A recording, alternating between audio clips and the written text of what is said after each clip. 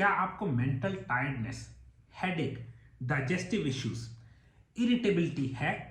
क्या आपको जब एकदम से खड़े होते हैं आपको ऐसा लगता है चक्कर आ रहा है, या कई बार आपको लगता है आपकी बॉडी बैलेंस में नहीं है, या आप तस्वीरें देखते हैं ऐसे लगता है दीवार पे मूव कर रही हैं? क्या आपका कोलेस्ट्रॉल हाई है? क्या आपको हार्ट प्रॉब्लम्स है? क्या आपको डॉक्टर ने ब्लड थिनर दिए हुए हैं? आपको पता है ये सिर्फ एक छोटी सी चीज की डेफिशिएंसी के सिम्टम्स है। मैं खुल के सब पे बारे बात करूंगा, मगर बहुत सिंपल सी बात है, सबसे रिसर्च्ड बात है, बट आप तक पहुंचा ही नहीं जाती। हाय गाइस, मेरा नाम रविंदर सेन है, मैं हेल्थ कोच हूं। मेरा मिशन है लोगों तक अच्छी ट्रू हेल्थ रिलेटेड इंफॉर्मेशन लेके आना, उनको तंदुरुस्त बनाना, ताकि वो बीमारियां, सर्जरियों और दवाइयों से बच सके। आज का सब्जेक्ट है कुछ ऐसे सिम्टम्स, कुछ ऐसी प्रॉब्लम्स जो सिर्फ एक छोटी सी चीज की डेफिशिएंसी से बहुत बड़ी प्रॉब्लम बन जाती है। तो सिम्टम्स के ऊपर जाता हूं। मेंटल टायर्डनेस, ऐसा लगता है कि थकावट है मगर बॉडी वाइज नहीं, मेंटल टायर्डनेस। हेडेक, सिर दर्द रहता है। इरिटेबिलिटी, खिजनी, जैसे खिज चढ़नी। नेक्स्ट, प्रेशर इन ब्रेन, ऐसे लगता है ब्रेन में प्रेशर है अजीब सा। डाइजेशन इश्यूज, हाजमा ठीक नहीं है। Fainting when you get up, जब एकदम से खड़े होते हैं ऐसा लगता है ये क्या है, ऐसा लगता है गिर जाएंगे चक्कर खा के। नेक्स्ट, क्या होता है, जो ग्राउंड में ऐसे लगता है जैसे आप खड़े हैं ग्राउंड पे मगर मूव कर रहा है ग्राउंड, क्या आप स्टेबल नहीं खड़े। या फिर जो पिक्चर्स लगी हुई हैं दीवारों पे वो ऐसा लगता है मूव कर रही हैं। या स्मेल बिल्कुल चली जाना, या उल्टा एक ऐसी स्मेल आना जो किसी और को नहीं आ रही है। ठीक है जी, कई लोगों को दीवार भी मूव करती लगती है, ऐसा हो सकता है। तो ये सिंपल से कुछ सिम्टम्स हैं जो सिर्फ एक छोटी सी चीज की डेफिशिएंसी का साइन है। बाकी और चीजें क्या हैं, आपका एलडीएल हाई रहने लग जाए, उसके लिए क्या किया जाए। आपका एचडीएल जो अच्छा कोलेस्ट्रॉल है, एलडीएल बुरा कोलेस्ट्रॉल है जो लो होना चाहिए, एचडीएल हाई ना जाए तो क्या किया जाए। एचडीएल हाई होना चाहिए, उससे हार्मोन्स बनते हैं। या फिर आपको ब्लड प्रेशर बढ़ा रहने लग जाए, वो ब्लड क्लॉटिंग होने लग जाए, तो क्या किया जाए। एक सिंपल सा विटामिन है जिसको लेके लोग लाल हो जाते हैं, खुजली होती है, बस बात इतनी है। उसके 2-3 वर्जन हैं, सही वर्जन चुनना है। मैं बात कर रहा हूं नाइसिन। जी हाँ, विटामिन B3 नाइसिन की। नाइसिन कई तरीके का आता है। एक नाइसिन आता है जिसके ऊपर लिखा होता है विद फ्लश, एक नाइसिन आता है जिसके ऊपर लिखा होता है विदाउट फ्लश। जिस नाइसिन की मैं बात कर रहा हूं वो नाइसिन विद फ्लश है। फ्लश का मतलब है आपको फ्लश होता है, लाल हो जाती है बॉडी कुछ देर के लिए, खाज होती है, ऐसे लगता है बहुत खुजली हो रही है। इसका मतलब विद फ्लश एडिशन नाइसिन है, जो कि बेनिफिट्स इतने ज्यादा इंटरेस्टिंग हैं आप हैरान हो जाएंगे। ये एकमात्र ऐसा विटामिन है जिसके ऊपर सबसे ज्यादा रिसर्च हुई है, किसी भी विटामिन पे इतनी रिसर्च नहीं हुई। तो आप फायदे देखेंगे, हैरान हो जाएंगे।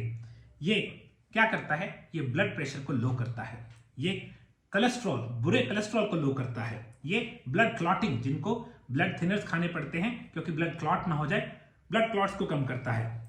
एक प्रॉब्लम है जिसमें हमारे जो बेसिकली आर्टरीज हैं उसके मसल्स हैं अंदर, जो हमारे वो मसल्स को रिलैक्स होना चाहिए, ये उन मसल्स को रिलैक्स करता है ताकि वो प्रॉब्लम आए ही ना। सो जो मसल इनसाइड हमारे ब्लड वेसल्स हैं, जो सारा ब्लड को लेके जाते हैं, उनमें जो मसल है उसको रिलैक्स करता है, उसको वेसोडाइलेशन बोलते हैं, उसको रिलैक्स करता है। तो ये हार्ट के लिए अमृत है, ये हार्ट के लिए बहुत ही इंटरेस्टिंग चीज है। हार्ट पे सबसे ज्यादा प्रेशर पड़ता है जब आर्टरीज स्टिफ हो जाती हैं मैग्नीशियम की डेफिशिएंसी से या किसी और रीजन से, तो हार्ट पे प्रेशर है। जब वो रिलैक्स हो जाएंगी तो आपका हार्ट खुश हो जाएगा। नेक्स्ट चीज, ये एलडीएल को कम करता है। एलडीएल वो कोलेस्ट्रॉल है जो आपका बुरा कोलेस्ट्रॉल है, जिसकी वजह से बॉडी में इन्फ्लेमेशन होती है और जिसकी वजह से आर्टरीज में प्रॉब्लम आती है बहुत ज्यादा। ये एचडीएल जो कि अच्छा कोलेस्ट्रॉल है, जिसको बॉडी में चाहिए, जिससे हार्मोन्स बनते हैं, उसको 25 से 40% बढ़ा देता है। ये किसकी बात कर रहा हूं मैं, नाइसिन विद फ्लश की।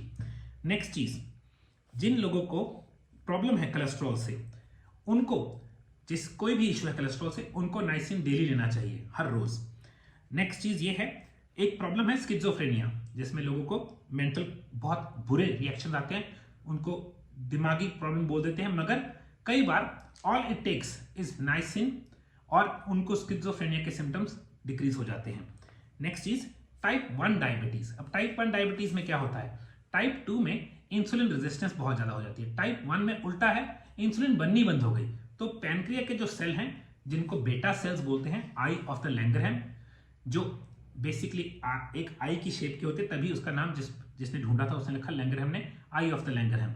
बेटा सेल्स ये इंसुलिन बनाने के लिए रिस्पॉन्सिबल हैं। जब आप नाइसिन लेते हैं आपके डेड सेल्स भी रिवाइव होने के चांसेस बन जाते हैं, ऑफकोर्स डाइट करेक्ट हो तो। ये टाइप 1 डायबिटीज को प्रिवेंट करने में मदद करती है। ऑलराइट, अब एक बीमारी है पेलेग्रा, जिनको पता है वही जानते हैं। पेलेग्रा की बीमारी में नाइसिन बहुत ज्यादा हेल्पफुल पाई जाती है। ये लोगों में वाले सिम्टम्स डाउन करती है। ठीक है, नाइसिन डाउन क्यों होता है? कुछ रीजंस हैं जिसकी वजह से नाइसिन प्रॉब्लम में आती है, बॉडी में नाइसिन लो हो जाता है। इन्फ्लेम्ड गट में इन्फ्लेमेशन, क्रॉनिक डायरिया, काफी बुरी तरह डायरिया हो जाए लोगों को, अल्कोहल की कंजम्पशन से, या फिर जिन लोगों की गैस्ट्रिक बाईपास हुआ होता है स्टमक में, वो ईटिंग टू मच कॉर्न, जो कि मक्की ज्यादा खाने से, या फिर रिफाइंड शुगर और कार्बोहाइड्रेट्स खाने से, जो कि हम वैसे ही अवॉइड करते हैं।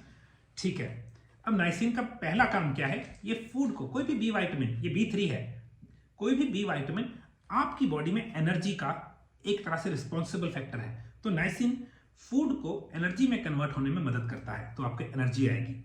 और ये किसके लिए अच्छा है? फैटी लिवर के लिए। अगर आपका लिवर फैटी है, जिसको बोलते हैं चर्बी चढ़ गई है, grade 1, grade 2, grade 3 fatty liver है, नाइसिन आपके लिए अमृत जैसा है। ये अगर आपका लिवर इन्फ्लेम्ड है, सूज गया है, उसके लिए अमृत है।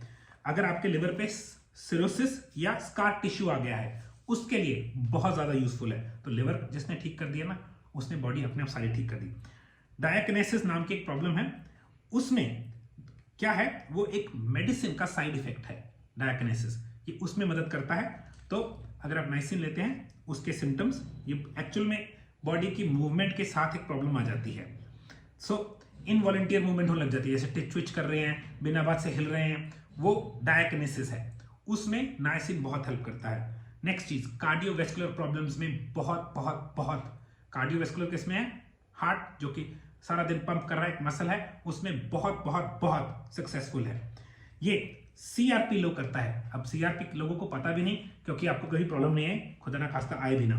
सो सीआरपी होती है सी रिएक्टिव प्रोटीन। हमारी बॉडी में एक प्रोटीन है सी रिएक्टिव प्रोटीन, अगर वो बढ़ जाए दिक्कत है। ये सी रिएक्टिव प्रोटीन को लो करता है, जो कि बहुत बहुत बेनिफिशियल है। अगर जिसका सीआरपी ऊपर है, उसको प्रॉब्लम्स बहुत आ सकती हैं। नेक्स्ट चीज, ट्राइग्लिसराइड्स, जिसके लिए लोगों को दवाई खानी पड़ती है, सिर्फ नाइसिन लेने से ट्राइग्लिसराइड धीरे धीरे कम होने लग जाते हैं। ऑलराइट, एक और चीज टेस्ट है, क्योंकि इसकी मैंने बोला बहुत रिसर्च है। एग्जाम्पल ऐसा है कि अगर 100 लोगों में 100 लोग जो हार्ट की प्रॉब्लम है, उनमें से 50 को अगर नाइसिन दिया जाए और 50 को ना दिया जाए, जो मरने की संख्या है वो जिनको नहीं दिया उनकी ज्यादा है, जिनको देते हैं उनकी बहुत कम है।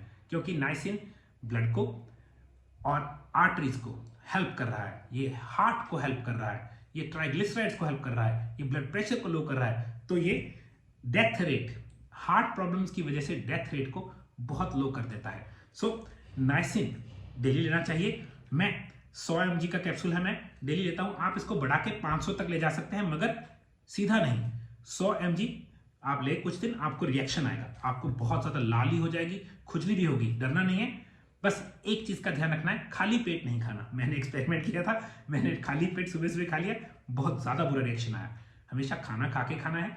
और 100 mg 3-4 दिन में, अगर 100 mg के बाद आपको लगता है रिएक्शन आना बंद हो गया है, आप धीरे धीरे इंक्रीज करना चाहते हैं, वो आप कर सकते हैं। मगर लोग 500 से लेके 1000 mg तक डेली ले लेते हैं, वो आपकी मर्जी है। मैं 100 mg डेली लेता हूं और उसको बढ़ाता रहता हूं। नाइसिन बहुत ही ज्यादा हेल्पफुल चीज है। ये कोई मेडिसिन नहीं है, मैं डॉक्टर नहीं हूं तो मेडिसिन रिकमेंड नहीं कर रहा। ये एक खुद कोई भी बाय कर सकता है चीज, इसके लिए प्रिस्क्रिप्शन नहीं चाहिए, मगर आप इसको अपने जजमेंट के साथ यूज करेंगे। बट इसके फायदे इतने हैं, ये सब्जेक्ट जितनी बार डिस्कस किया जाए उतनी बार कम है।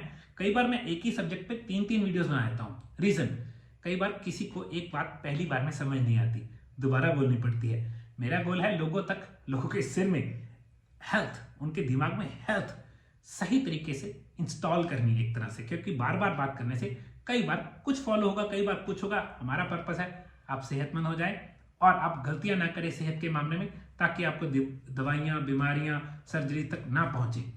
और इस मिशन में मैं कोचेस बनाता हूं।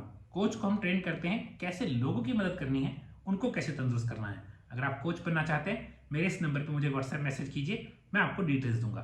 और आप मेरी मदद कैसे कर सकते हैं, प्लीज़ वीडियो को फॉरवर्ड कीजिए। मैं आपसे एक ही चीज़ चाहता हूँ, ताकि लोग अच्छी इंफॉर्मेशन से जुड़े और खुद को तंदुरुस्त करें। So please forward the video और प्लीज़ लाइक एंड सब्सक्राइब और बेल आइकन जरूर दबाइएगा, क्योंकि बेल आइकन दबाने से आपको मेरे लाइव की नोटिफिकेशन आएगी, जहां पे आप मेरे से पर्सनली सवाल पूछ सकते हैं। And again thank you very much, आपने वीडियो देखी, बाय।